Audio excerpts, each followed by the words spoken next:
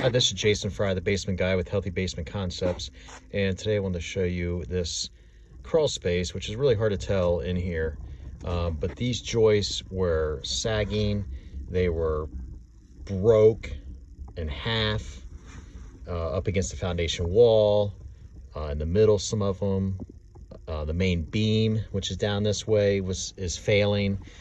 So we came in here and you can see all this new wood in here. We sistered the joists. We fixed everything on the other end over here with the joists up against the foundation where they were broken, sagging.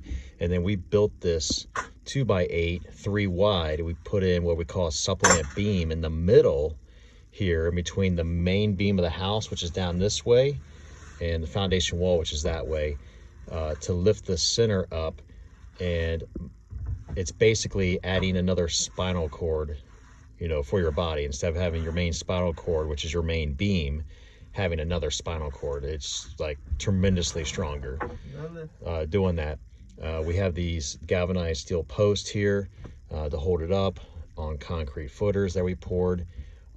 This is kind of the beginning of what we're doing in this crawl space. We got to rip out the main beam that's here back this way because it's shot, and that's all because of the environment of a crawl space and the moisture and everything.